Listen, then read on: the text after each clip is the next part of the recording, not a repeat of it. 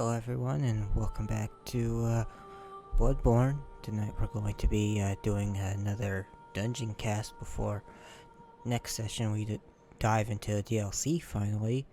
But tonight we're doing the LIS Chalice. But first I'd like to take a moment and speak about the chalice that I did off camera. That is this defiled chalice. A chalice that breaks a labyrinth seal. Only this defiled chalice is cursed. Curses are caused by inciting the anger of the Great Ones, and used to hex others. Special materials are required to complete the ritual. To try one's hand at curses, first seek the Bastard of Lauren. So, what those cursed chalice dungeons do is that they half your health, and then they put modifiers on physical and elemental damage. I can't remember what they were. It's been 5-6 years since I looked them up, but there's nothing super special in that dungeon, because the bosses were a keeper of the old lords, a watchdog of the old lords, and then Agdala. I died a few times. It was not as bad as I remember it from back when the game first came out, but it was still pretty rough. Most of my deaths were one-shots from the bosses in there, cause yeah, my health was in half, and they had crazy modifiers on top of it. But tonight we're gonna do the Great LIS Chalice. This one does have repeat bosses and enemies, but much like the Lauren Chalice before it, I really wanted to showcase its tile set. We got this from Ebriatus, however you prefer to pronounce it, daughter of the cosmos. A chalice that breaks a labyrinth seal. Great chalices unlock deeper reaches of the labyrinth. The Great LIS Chalice became the cornerstone of the choir, the elite delegation of the Healing Church. It was also the first great chalice brought back to the surface since the time of Bergenworth, and allowed the choir to have audience with Ebriatus. And now we're going to do this ritual.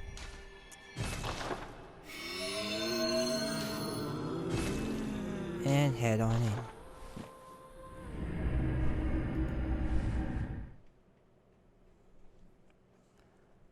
I'm still glad I did that defiled one off camera.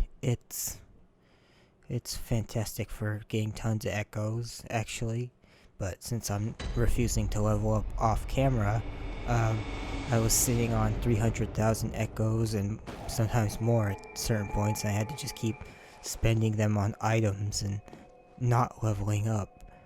So I've completely maxed out my bullets and my blood vials and a whole bunch of other consumables. Now, for the LIS Chalice, LIS Gravestone, as it refers to it just there. Much like Lauren, it's still got the same underlying stonework, but this one is really, really neat because it's covered in mold and other types of fungus all throughout. And you can start to see it in the air as well.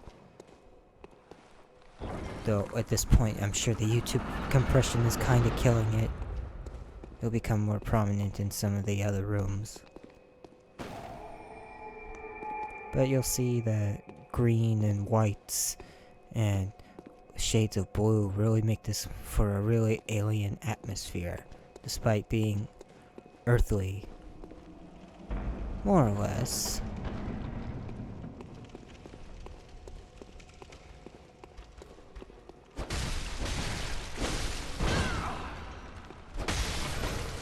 This is like a depth 5 chalice, so even with all my leveling and everything, see, can't get any more blood vials.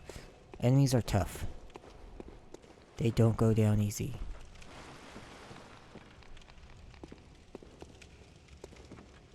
I was hoping to get a jump attack and kill that rat that way, but oh well.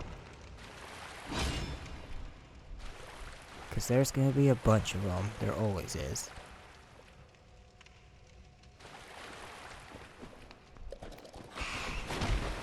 Getting ganged up by these guys down here.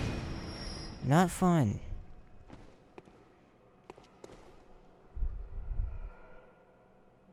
Now, first topic of tonight.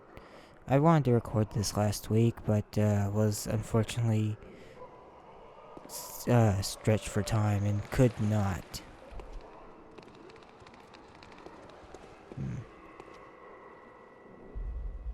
And sorry, the enemy noises were bothering me. I do not want to get snuck up on with enemies this overpowered. Even these little jobbers here. I'll deal with this and then we'll start on topics.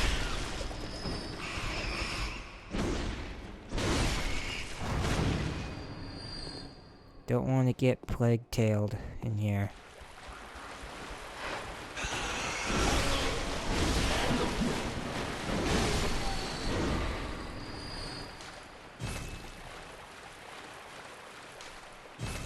So much consumables, I have no... I can't even grab them. I think this is the first playthrough I've ever had where I've maxed those out, because... This day before, usually when I play through these, I skip the dungeons, because I've done them once. And unless I'm really hankering for more, I don't go back in. Now, first topic on the agenda is... Project Athia has been officially titled Forspoken. That's the Square Enix action RPG that they debuted with the PlayStation 5 showcase sometime last year. And Forspoken is apparently an old word. Oh, that's a random trap in this dungeon that you can step on some places. I don't know what determines it. But you'll be grabbed by some messengers in the blue sigil and taken somewhere else. And if I hadn't taken care of these rats beforehand, that could have been very, very ugly. But Forspoken is a word that means bewitched, or some form of magical. Oh, I am not supposed to be up here. And that really falls in line with the main character, who seems to be a woman, played by, Ella Bolinska? I'm unfamiliar with her prior to this, so forgive me. Oh, okay. So they're just right there. Got it.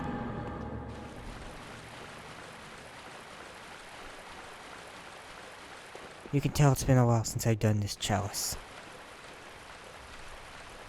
I mostly remember the visuals, not the traps and enemy details.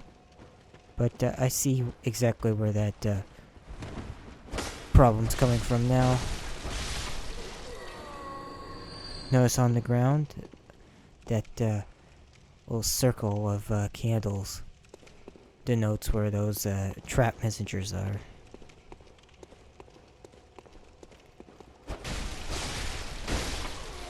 Saw you. Barely, but I saw you. And the main character, she's using she's moving incredibly fast, kind of parkouring through this wilderness landscape, and she's all of her attacks, how she's approaching combat, is purely spell-based.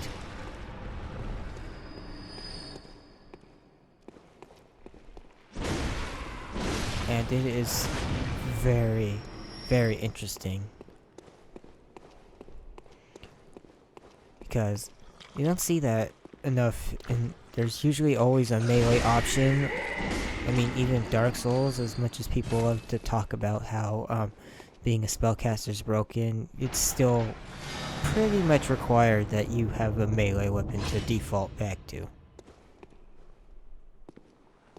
To take a short break for a moment on that, one of my favorite visual details of the Chalices is all these little spores in the air from the fungus. It's especially prominent in this room right now. try to stay still and hope, again, YouTube compression doesn't absolutely murder it.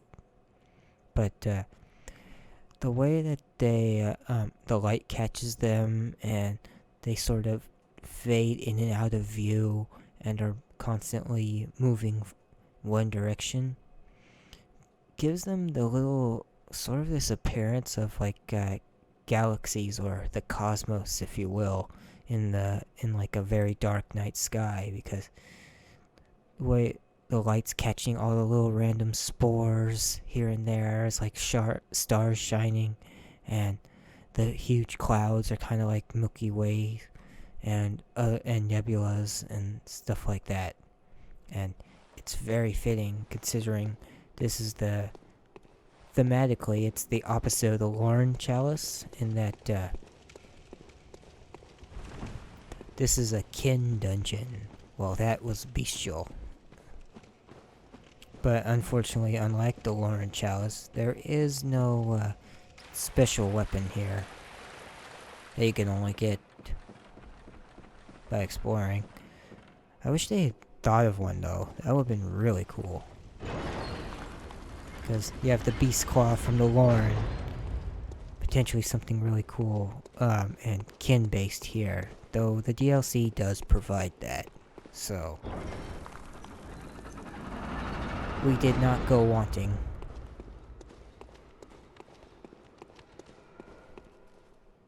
I'm sure I'm not being snuck up on here.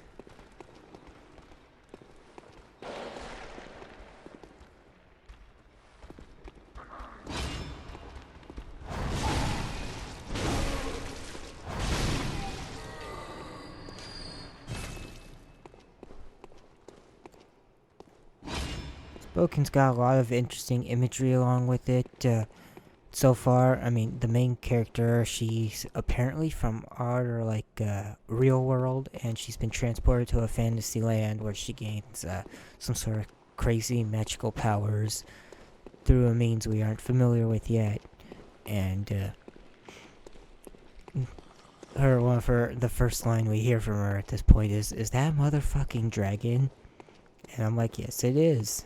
And I'm a big fan of the design of that thing, because it's got this huge open rib cage with the smoldering innards that are like sort of dropping out.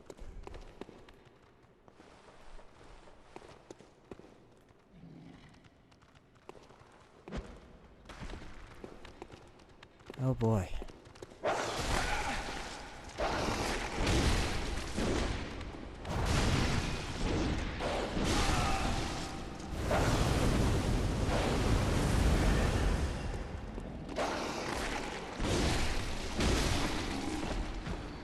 Ooh. You're tough.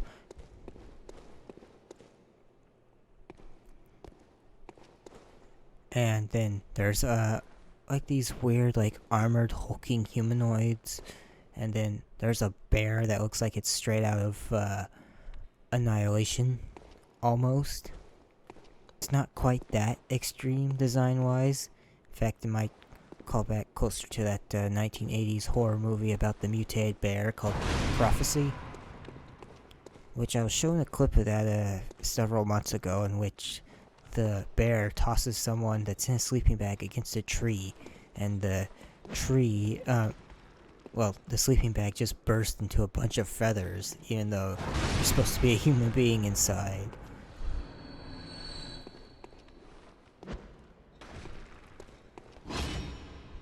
Alright.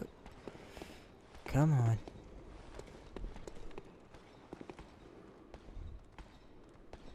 Oh no, I don't want the dog too.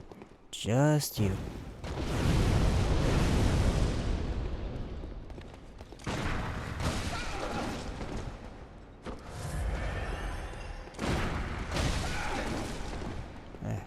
I really hope I have to do this area only once.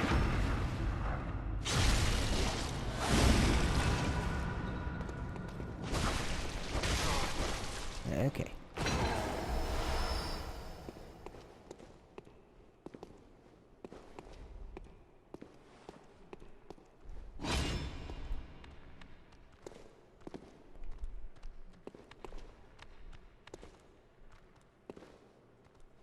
Now you'll notice that we have the little celestial children in here, much like in the Upper Cathedral Ward.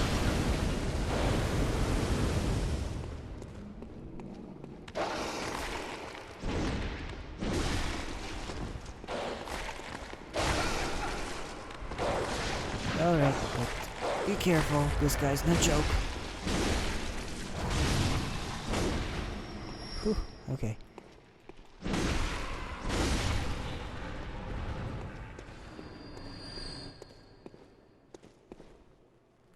Because as I was speaking to earlier, this is very much a kin dungeon, a place high in communion with the cosmos. And very likely where they found Ebrietas specifically.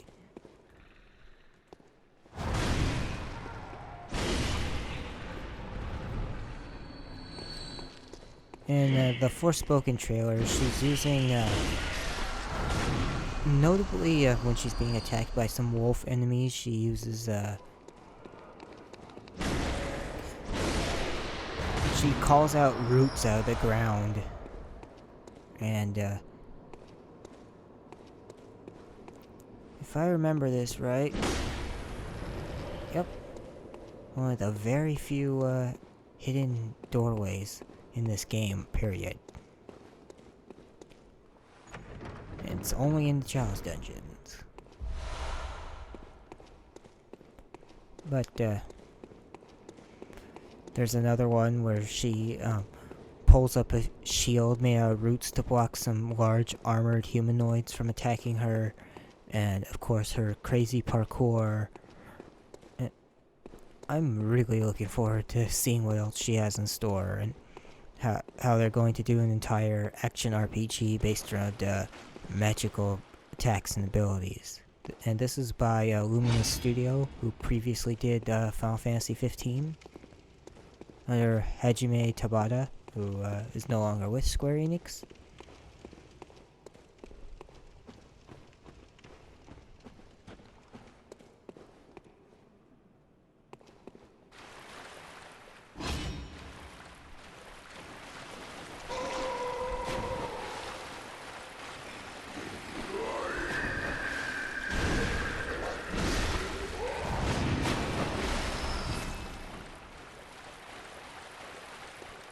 I'm not entirely.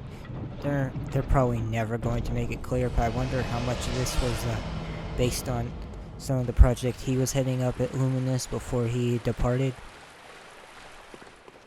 Like, is this taking any ideas from that? Is this completely new idea from the ground up, pitched by other members of the team, or? I don't think they're ever going to talk about that.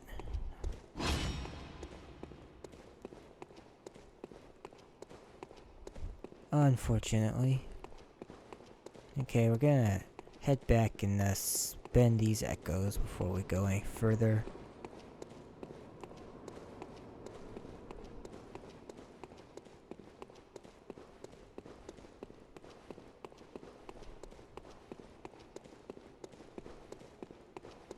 And head on to the first boss.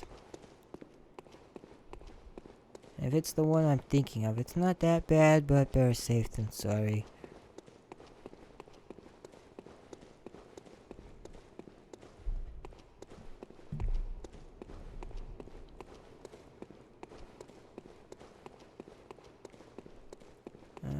Let's see. I didn't have this on my list of things, but I'll be sure to add it. But yesterday, while their site crashed, when pre-orders went live for it, Good Smile. Oh, Flora, of the moon, of the dream. O little ones, O fleeting will of the ancients. Let the hunter be safe, let him find comfort, and let this dream his captor, foretell a pleasant awakening. Be one day a fond, distant memory. Oh my god, I wasn't expecting that. We actually got her prayer there, and on this episode, for whatever reason. Wow. Okay, so you can hear her praying to the four of the moon, asking it to watch over us. And I'm sure that the four that she's speaking to are the ones gathered around her in this grave, and throughout this entire section of the dream, no less. And its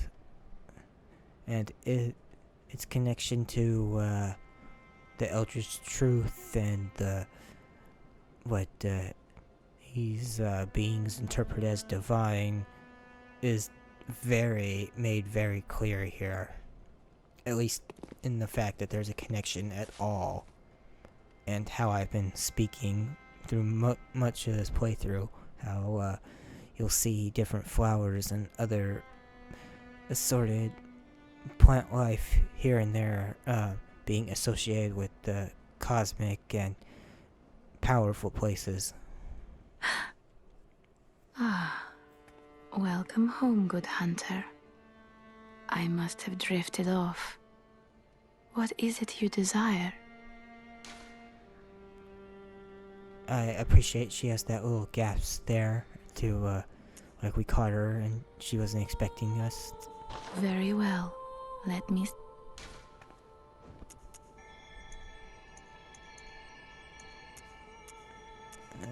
Let's bump Arcane 1 or 2 here and there. Farewell, good hunt. May you...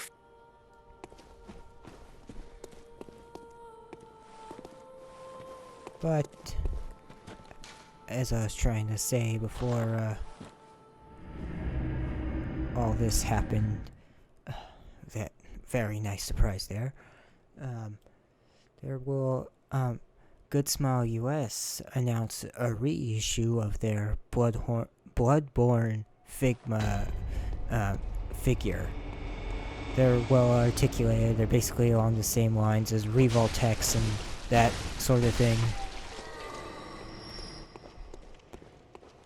I've ordered a couple, actually, but I haven't received any of them yet. I pre-ordered the Sekiro one as well as Jin Sakai from Ghost of Tsushima.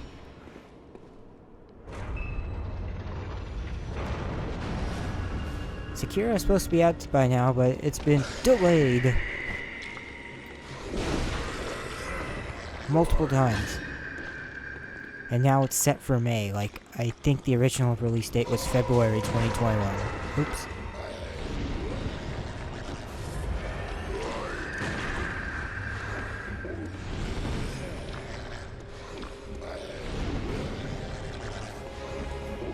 But they had a Figma of what is essentially this very outfit, along with weapons carrying being released.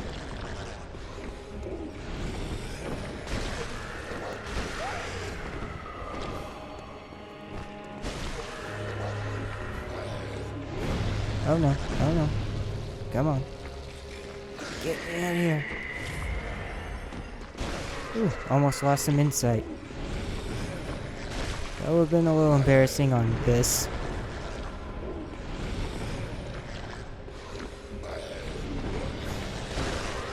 I mean, look at that. You call that a boss? Oh, nice, some chunks. Anyhow, the new Figma Hunter originally came with this outfit. And let me switch and just complete the whole look.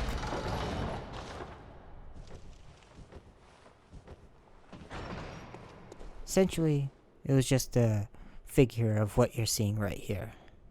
The new one comes with the saw cleaver, the Ludwig's blade, holy blade, and then the hunter's axe, And then another weapon that's from the DLC that I don't want to spoil quite yet.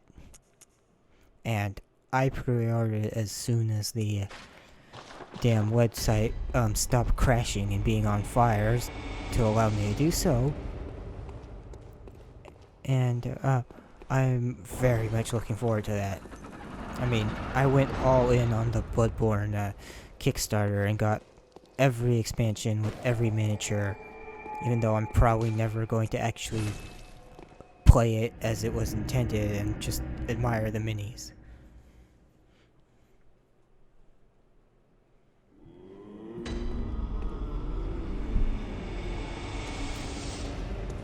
Welcome. What is it? Level up real quick. Very well. Let me.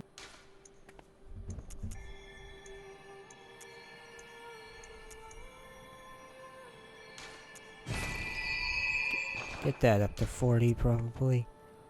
Farewell, good. May you.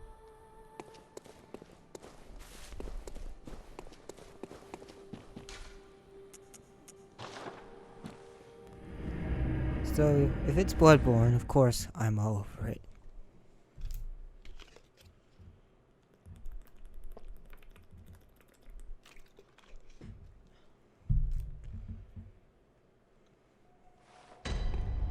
Oh, and it also has the blunderbuss gun along with the pistol in this new set.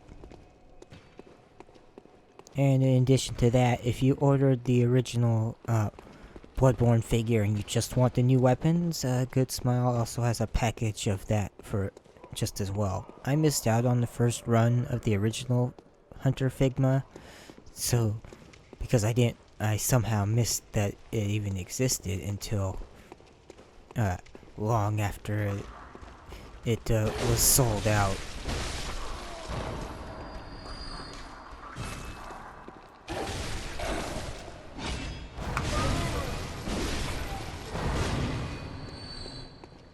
And I'm glad I have a second chance.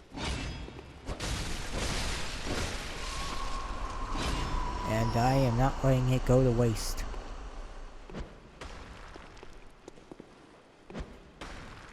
Yeah, of course. Collision.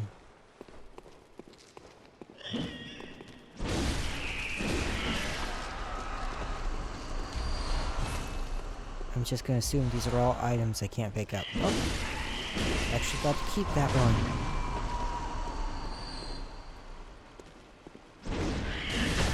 Oh no.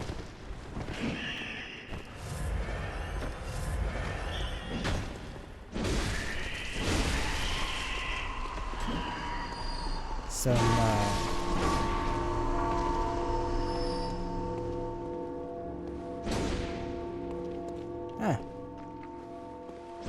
that's cool. I wonder what that does. I honestly don't know. I'm not trying to be coy or anything.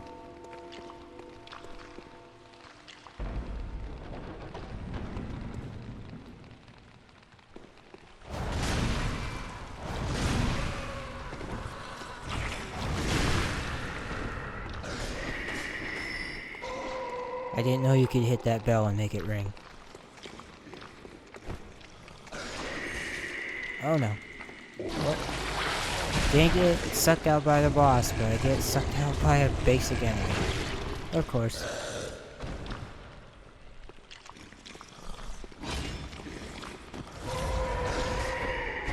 Oh well, I don't really need it, to be honest.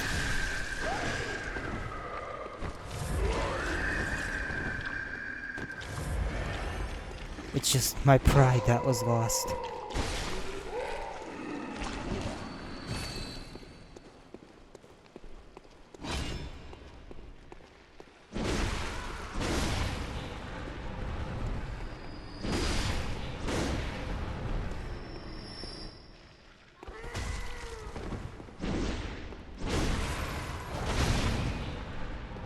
Oh boy, that hit me for some real frenzy, didn't it?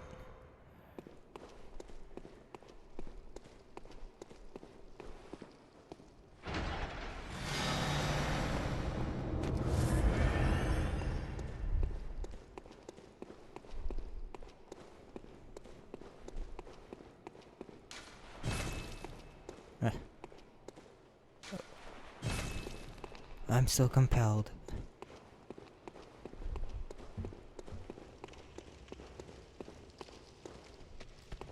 Oh boy, a grave scorpion.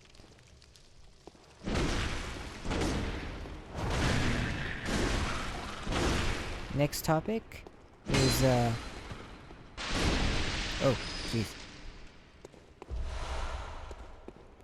Is, Scarlet Nexus. Is, now set to launch on June 25th, and there will be an anime to follow sometime after. Scarlet Nexus is, get back here.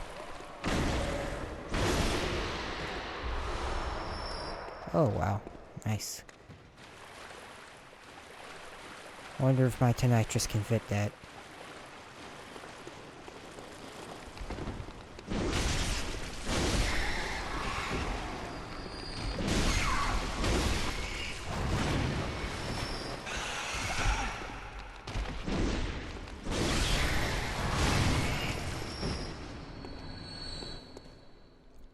Scarlet Nexus is Bandai Namco's new intellectual property IP.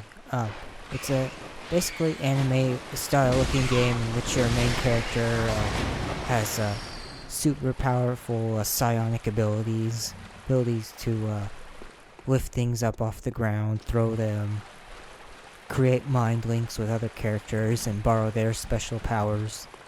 Like, I believe one girl AI character is fire, stuff like that.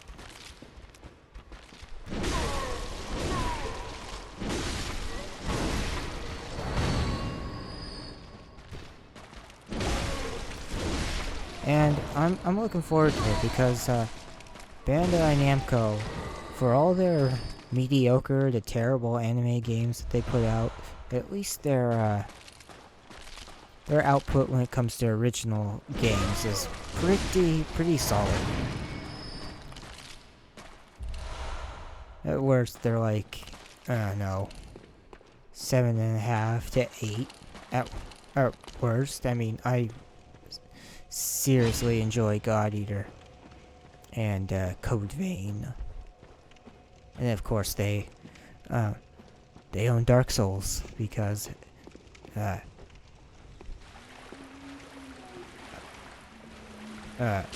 the ones who contacted From Software after they were done with Sony and Demon Souls, because they're like, hey, you want to do that for us now?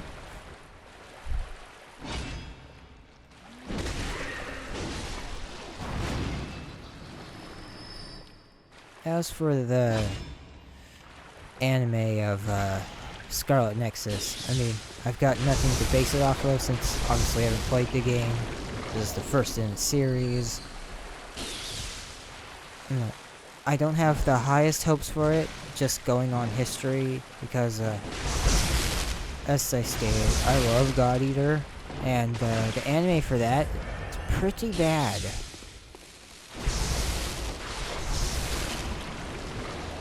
I watched the first couple episodes, and then I saw clips of later on in the series, and they take some really dumb liberties. Like, the main character is such a superpowered Mary Sue type. Barely any personality. They are the most powerful and the most gifted Sword Art Online self-insert crap that I was so disappointed. Like, at one point they were doing like training testing grounds, and the main character's swinging around a God Arc, which is the weapons of the God Eater series, and that test God Arc is like the size of a building with that handle on it. It's so absurd and stupid.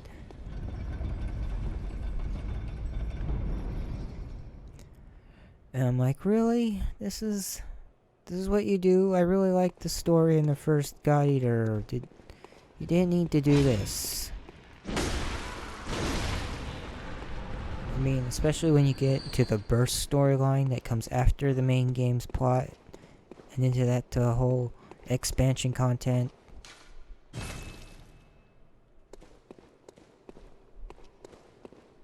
Just, so disappointing. Was not needed.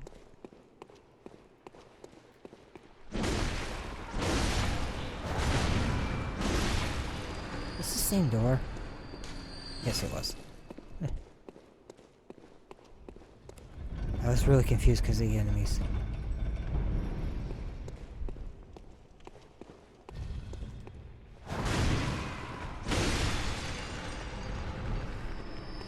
Back to... let's go forward, see if there's... What's ahead first? Probably doesn't go directly to a boss. There's likely a bonus room too. Yep. I recognize that light.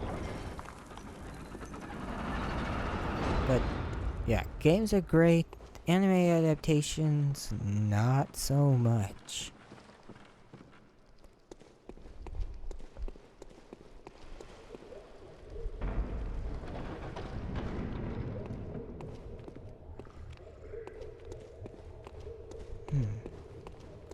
Oh, a celestial emissary. I mean, that's not even to say, like, video game anime adaptations are bad. I mean, I don't believe that as being inherited or by default, because the whole reason I got into Valkyria Chronicles was because I enjoyed the anime so much. It was pretty well written and acted, and the story actually got me to choke up a bit. Oh.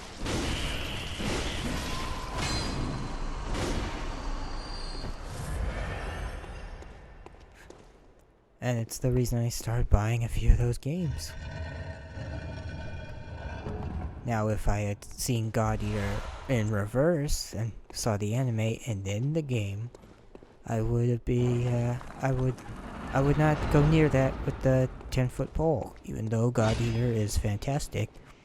And big reason why, I am not so, damn, selective and snippy and, just, I don't want to quite say elitist or anything.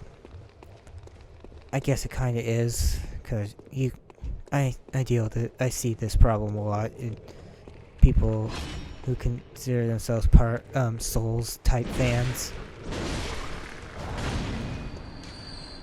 But, purity, I think that's the right word. That they'll treat anything that's not by the original, creators of a thing as sort of lesser inherently, and don't have a right to try to stand on their own. Makes all that noise. Rat.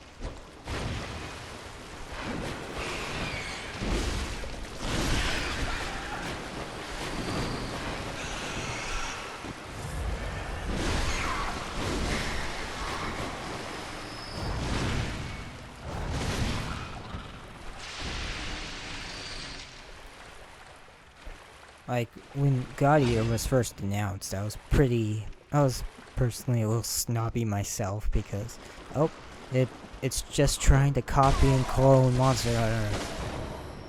Try to be more original or something like that, but, then, I actually took a look at it. I really liked the monster designs.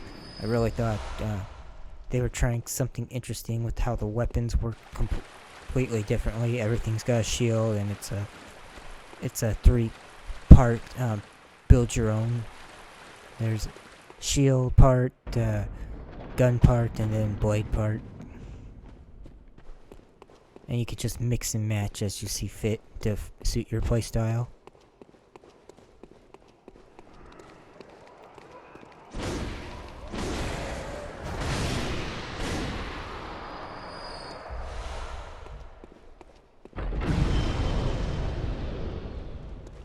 What the hell did that even do?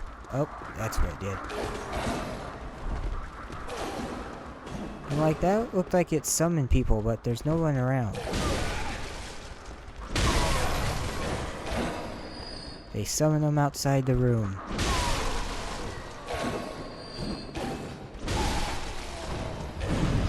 Oh, more?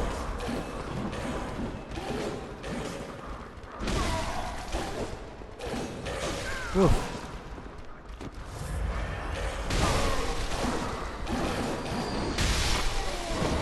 Well, I handled that pretty well. And it's because of things like that I'm humbled a little bit, and that I don't like using the word clone.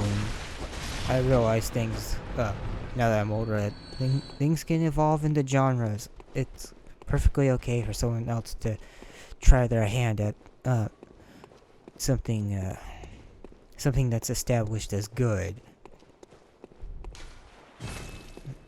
You're gonna be seeing that a lot from now on. I'm worried about me picking up stuff that I can't.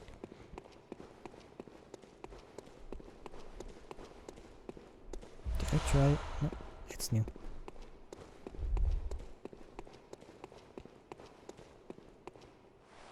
Alright, let's get out of here.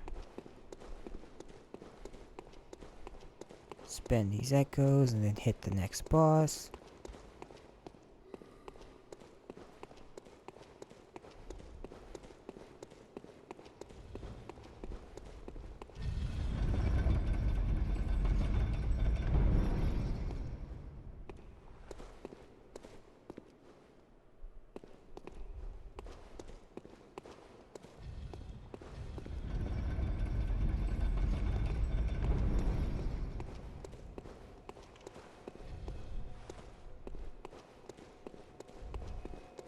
And so, I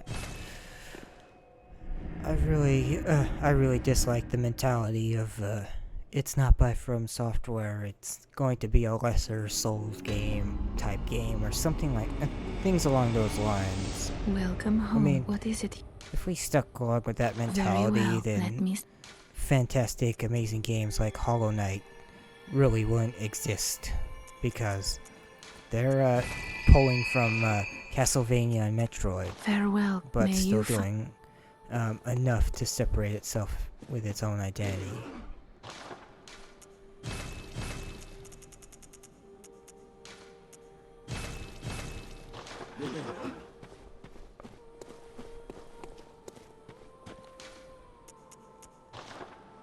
The industry is allowed to iterate, innovate, and try new things. And yeah, it's definitely gonna stumble here and there with these games that are trying to just capitalize on what's popular or what's good.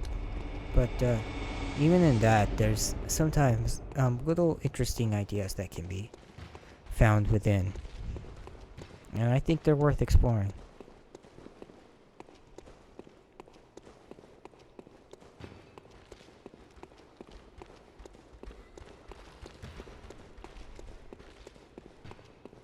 I mean, hell, the Souls community in particular with that is, even Dark Souls 2 doesn't quite, is treated as like sort of the black sheep because Miyazaki didn't direct it.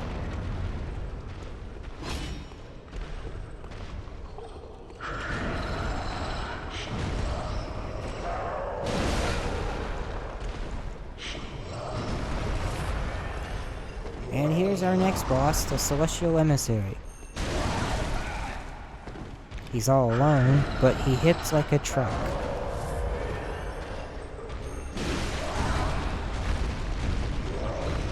So I just gotta try to be careful.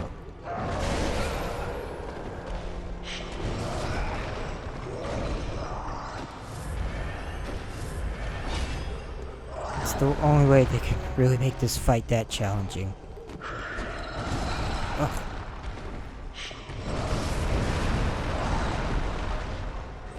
At least for the basic version.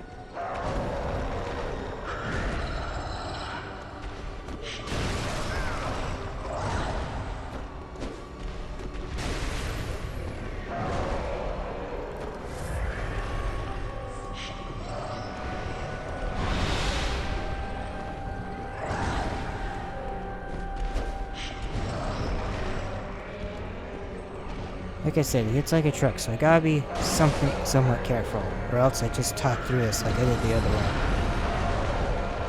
Yeah, I don't want to get caught in that.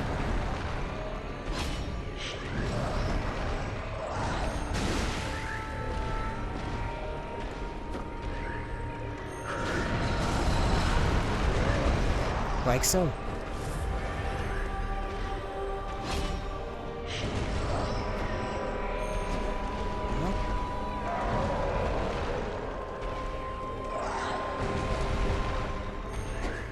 I am not getting the range I want here.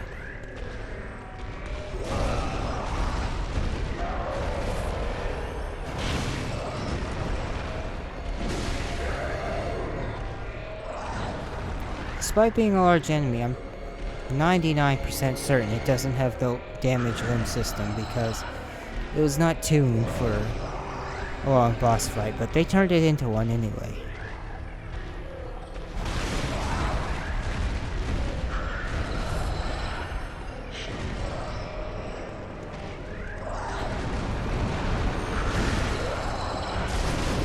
And like that, it's already dead.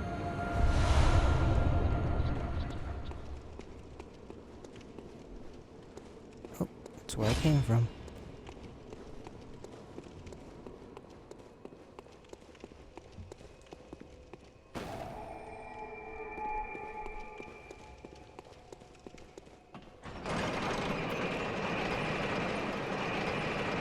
Perhaps I'll dive a little more in depth to that topic some other time.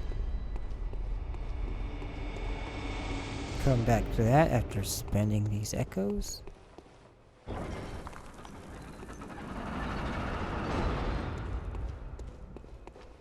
But, next up, we have, Dark Alliance. It is announced for releasing June 27th, and the trailers continue to look absolutely terrible. I mean, the game itself looks fine, looks okay. I mean, for $40, I mean, it's not the worst thing in the world, but those trailers, I have no idea what that marketing team is doing. O Flora of the moon, of the dream. O little ones, O fleeting will of the ancients. Let the hunter be safe, let him find comfort, and let this dream, his captor, foretell a pleasant awakening. Be one day a fond, distant memory. Okay, we were lucky enough to get that twice, and now I got it nice and clean, too. What is... Very well, let me...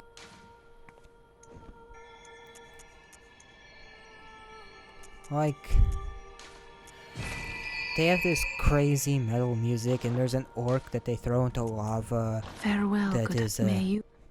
that's lifts up his middle finger, and they, like, pixel censor it out as he's dying, and it switches scenes, and it's just, I don't know who this, marketing team is trying to actually market towards.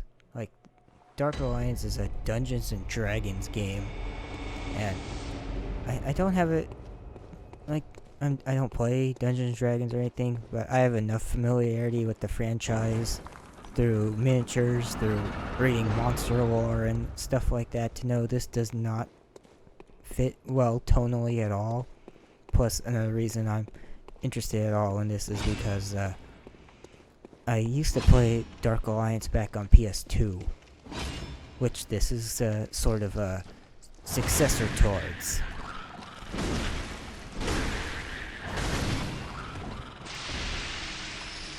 It was like a third-person action RPG Diablo style thing. Well, this is a third-person, more closer to Souls and Bloodborne, actually.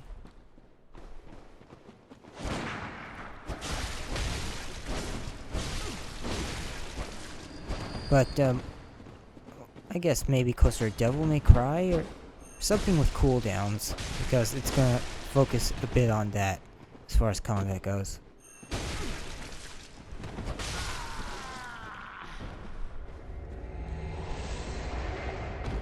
Well, you didn't drop anything, so you must not be unique. Another reason I probably don't remember that guy.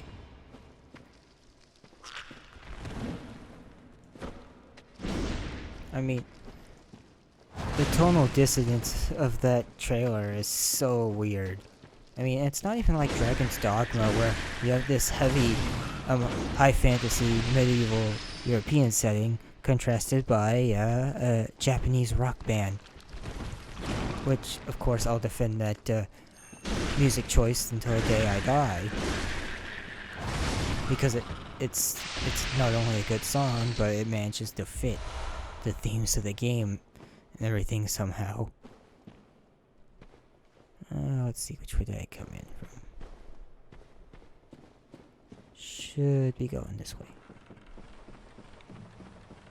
But, what's going on in this Dark Alliance trailer most assuredly does not.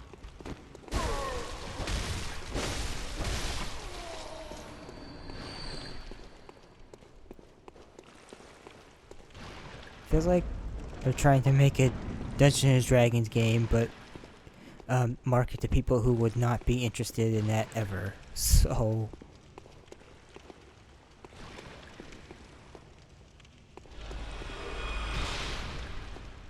oh boy, I'm sure that'll hurt real bad.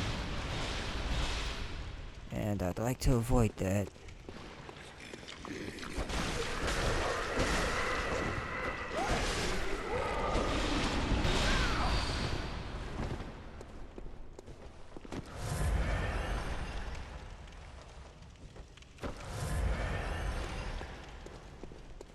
Oh boy, this room looks like a hell of a thing.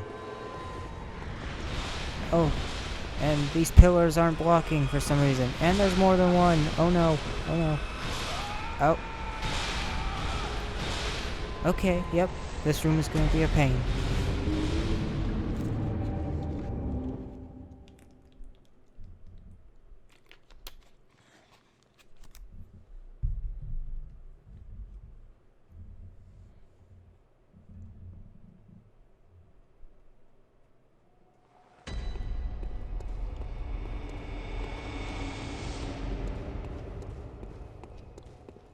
First death tonight too, so there's that. So the Dark Alliance game here looks interesting by itself, and I might give it a go, but every time you watch these trailers you have to ask, what are they thinking?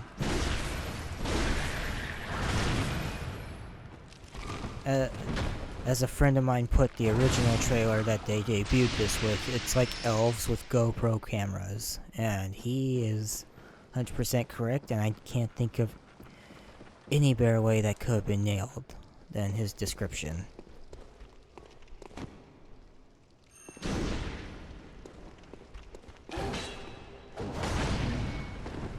Come on.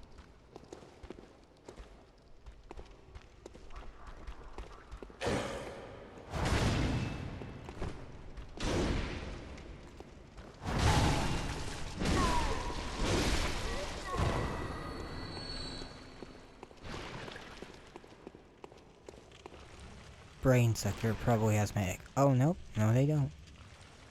It's over there.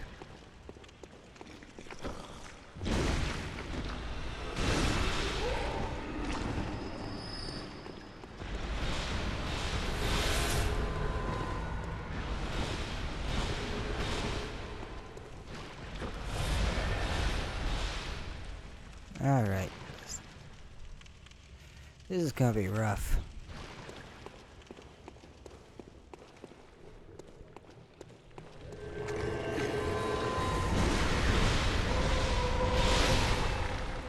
Okay, one down.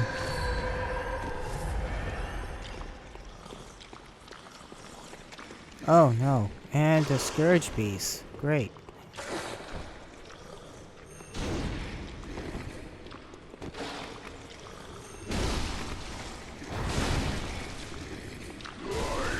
Oh no, this is not going well.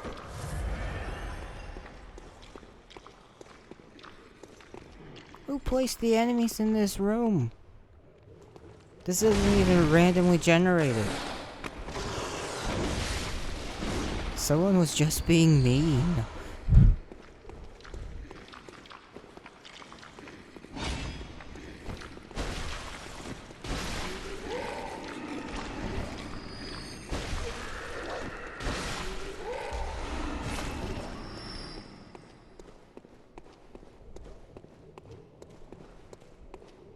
so there's another mad arcane casting emissary up here. So, gotta be real careful.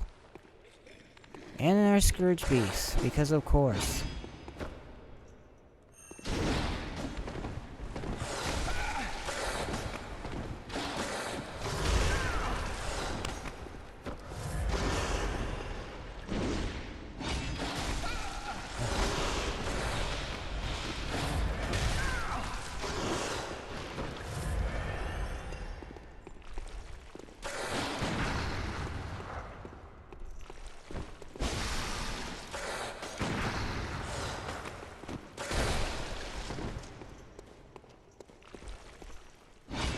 Cheesing a little, but screw this room.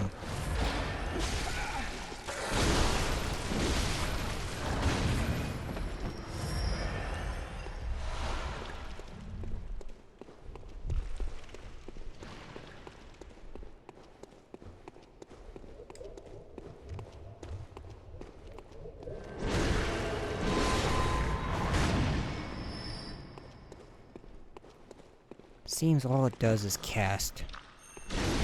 And they had another brain sucker over in the corner. Holy diver.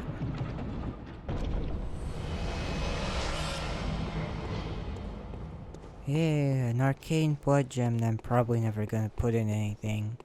Hooray.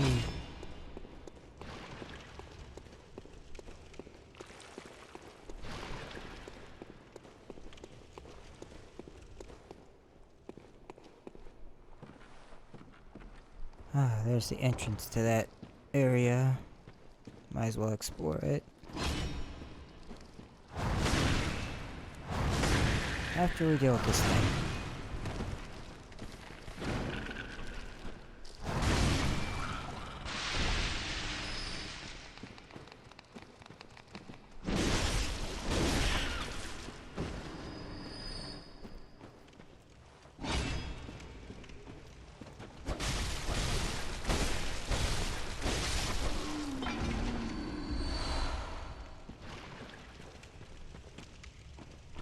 So this is where we would have fallen down. Aha!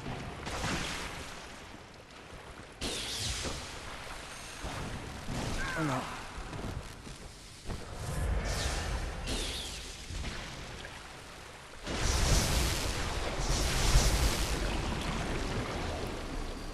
That's exactly what I was afraid of in the tunnels. Except it didn't land on me, so take what I can get.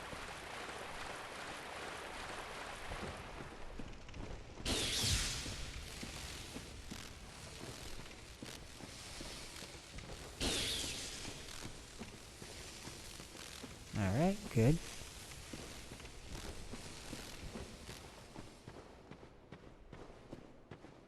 Packed into nitrous because A, gels, but B, more importantly, kin. It's not as strong as my sword, but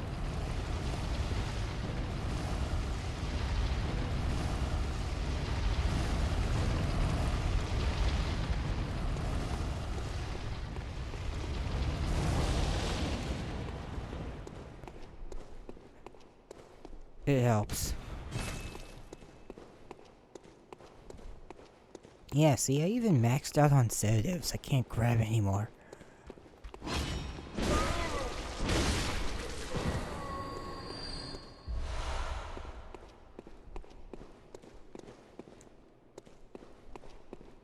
Let's take note, we're still in the bonus room. We haven't even actually hit the third layer yet.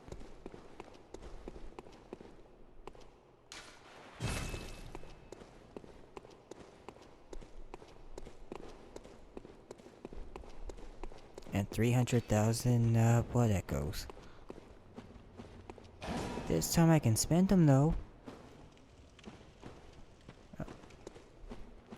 Don't know where you came from, but won't last long.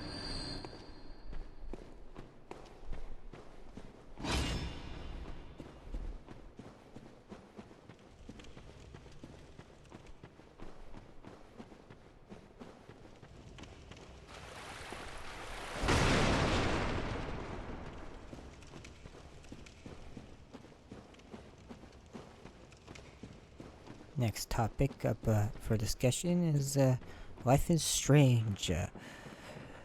True Colors announced. Now, I really like Life is Strange. If you have not played the first one, I suggest checking it out, which will actually be coming up in this story. But Life is Strange, the first one at least, is about a young girl, Max, who gets a superpower in order to travel backwards through time. Where the hell am I going?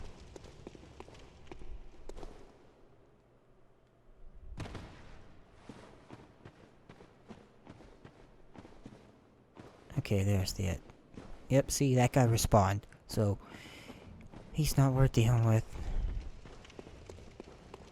Just some hunter prospector who went mad, who's got same sword as me and the Rose Marianas for his gun. No name, no nothing. And no idea what just killed itself. A young woman named Max. She can travel back in time in short bursts and redo and change things. Welcome. What is it you do? She also gets more advanced versions of that power that are pretty creative as the game goes on. Very well, let me... And she uses it to help resolve a mystery over somebody going missing. Let's see. That's a good bug. Farewell, good hunt. May...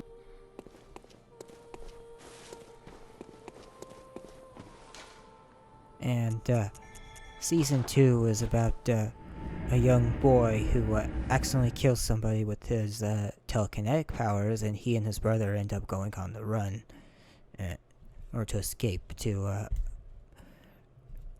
away from law enforcement, even though the whole thing was an accident. But of course, who's gonna believe you that you have telekinetic powers and the murder was a complete accident? Yeah, I don't think that's gonna go over very well with, well, anybody. And now, True Colors is about a young woman who comes home from college. Oh, jeez. Pay attention, Phil.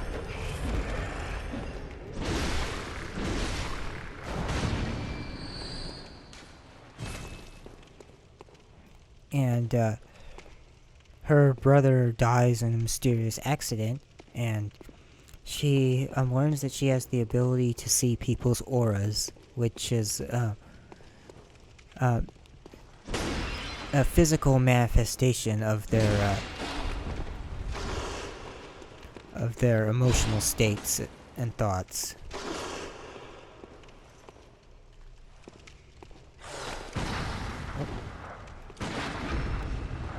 Oh, did I miss a visceral attack? Maybe.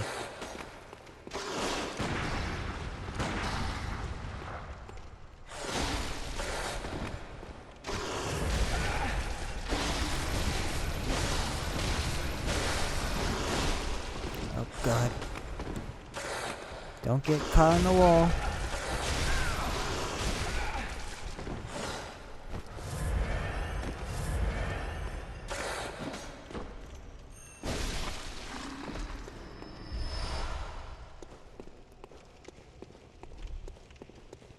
And she starts to quickly realize that her brother's accidental death has more of a large conspiracy behind it, involving many members of the town. In addition to being able to physically see these people's emotional states, she also was able to feel them intensely, and by the looks of it, potentially go into their minds on top of it when their emotional aura is strong enough. And I'm really curious to see where that goes.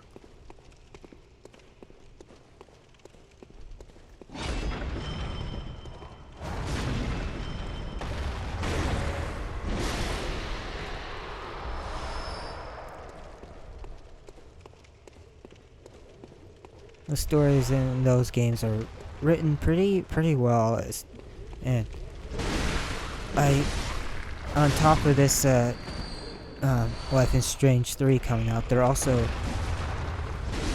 remastering the first 2 seasons, and you can buy them in a bundle with 3, which is also changing things up a little bit in the fact that while the previous 2 games were released episodically, about I believe it was 5 episodes each, plus season 2 had a demo that was called Captain Spirit, that was like, it was set in the same universe and everything, and then you played a character that was not connected to the brothers of season 2, except other than meeting them at the end of the demo. And that one's called Captain Spirit. It's free and worth checking out. Because what do you got to lose?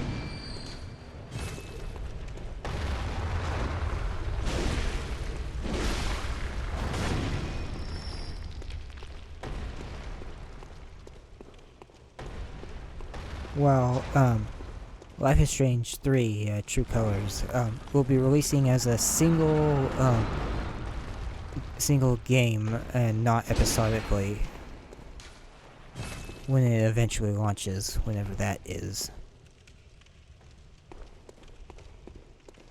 So there will not be any waiting weeks between chapters being done and then wondering what's going to happen next. You'll be able to know right then and there.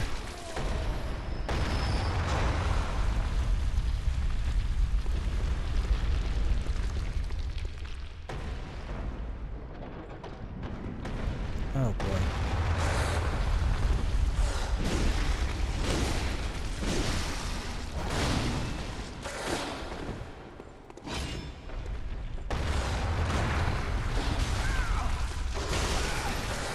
Oh no.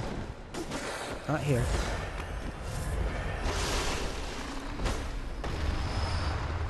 Alright, blood files.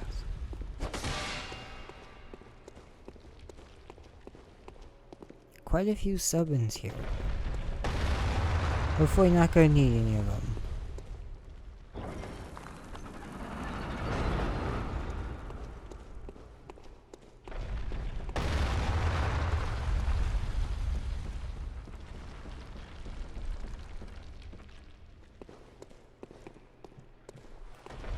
So, along with this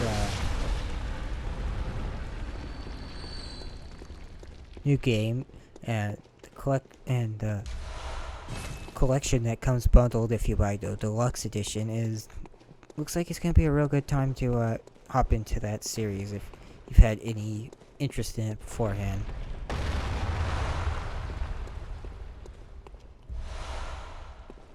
You guys have anything interesting? Nope, just overpriced consumables.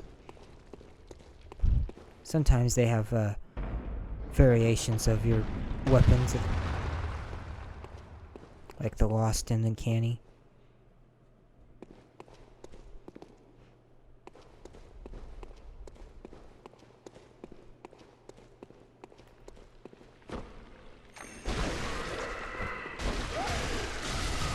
Oh, jeez.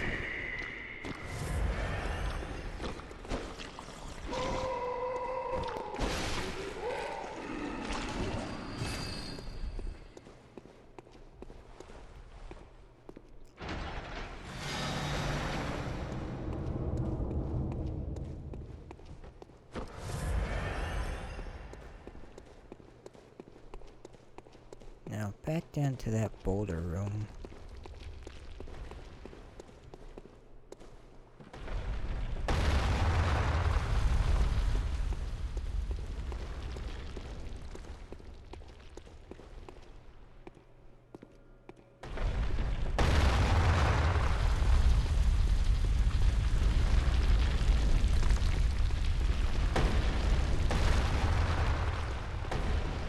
Aha, I knew it.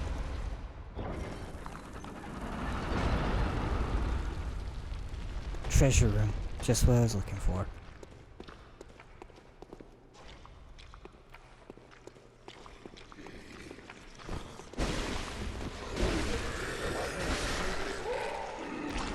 Being kin, these are all weak to piercing damage. Red jelly. Need one more, and then I'll have enough materials for the final dungeon. And there it is. Hooray! Worst case scenario, I would have reran this dungeon again off screen. What I did when the game originally came out, because I was short a red jelly.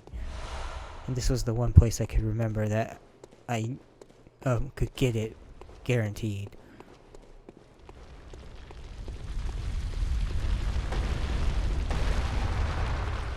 Where'd the next one go?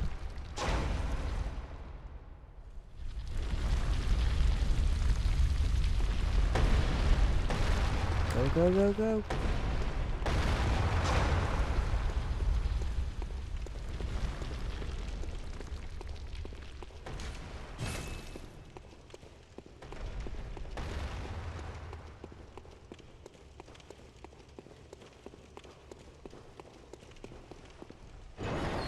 Double check for a bonus run before.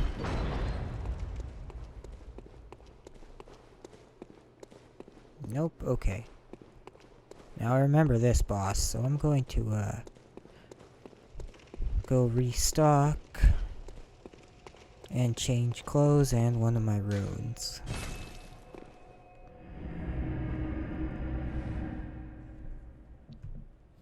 It's a repeat, but it's a juiced up one.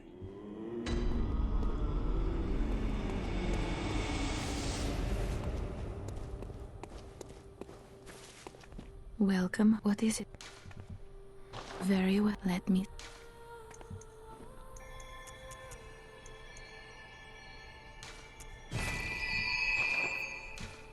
Farewell, good. May. Put on the anti-frenzy rune.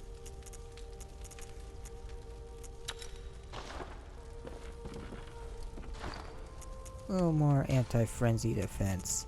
At least, okay,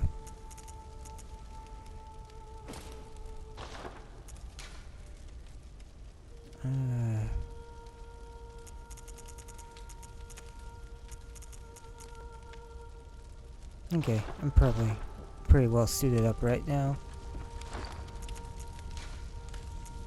Change this for the bolt paper.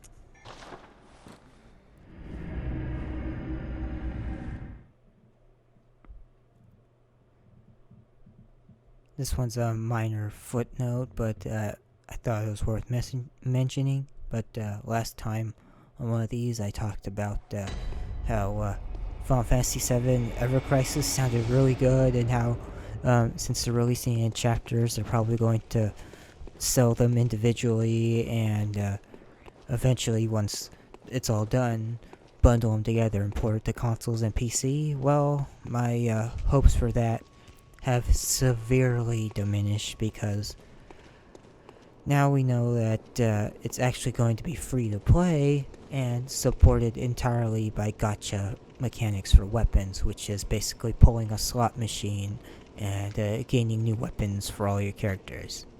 And given that this is going to be basically a multi-game series with tons of different characters potentially, or at least it should, given the subject matter,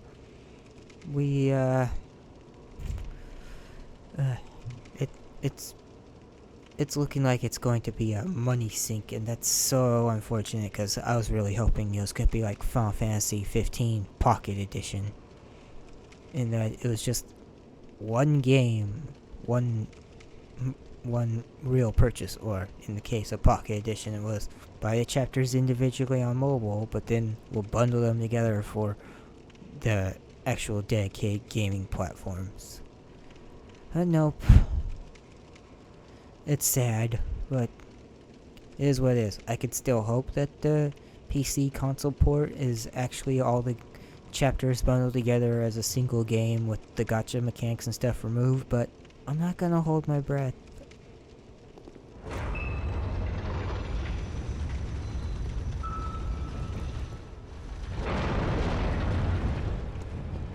And boss here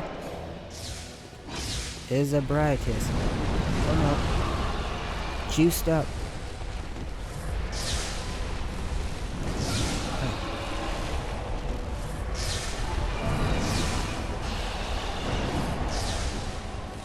I don't want her to charge like that.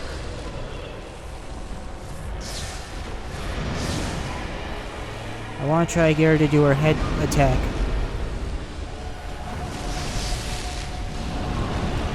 Ooh. And the best way to do that is to stay just the right distance. Oh.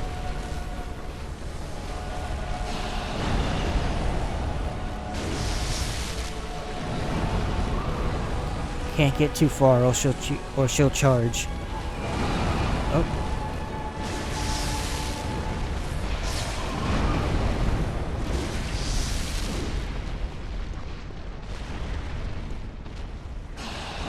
Oh no. Wrong way, Phil.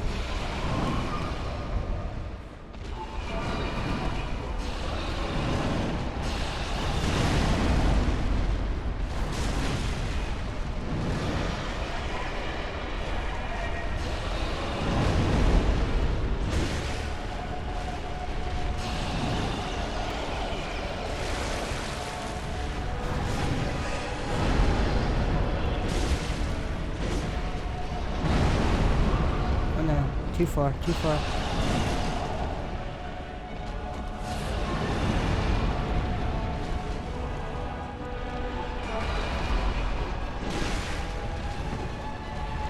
Take what I can get.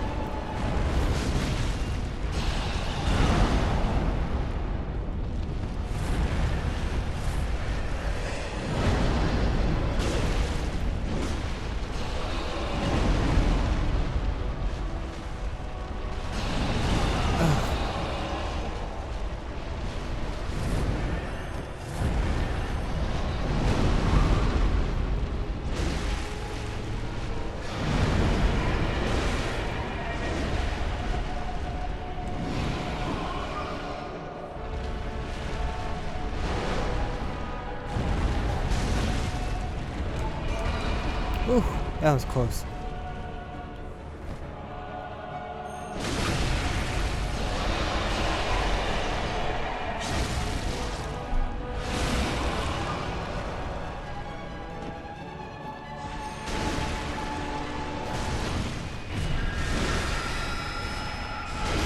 Ooh, one shot. Huh. Is Root Chalice an arcane damp blood gem?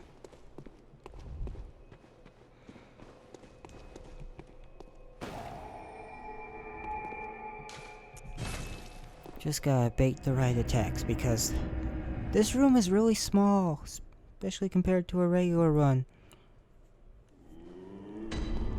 And again, same name, same everything, even though it should be a unique home. or What is it you more general name, and it's Very not. well, So let me stand.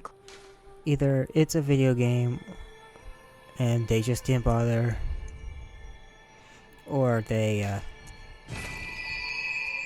or more lore explanation. The one I prefer Farewell, good. May is you that since it's somewhat established that it's the Chalice dungeons are sort of between waking and dreaming, that it's pulling from your dreams and your memories in order to create some bosses and the like, which is the explanation I prefer. But realistically, I lean on it's a video game and asset reuse and etc, etc. Well, I thank you very much for tuning in. I greatly appreciate it. And that went pretty well. I was dreading that Ebriatus boss fight. And I will see you guys all later. I appreciate y'all for watching, because next time we will finally be delving into the DLC. And then after that, well, a bit of a stint is over, we will be able to finish the game. And thank you very much again. Bye.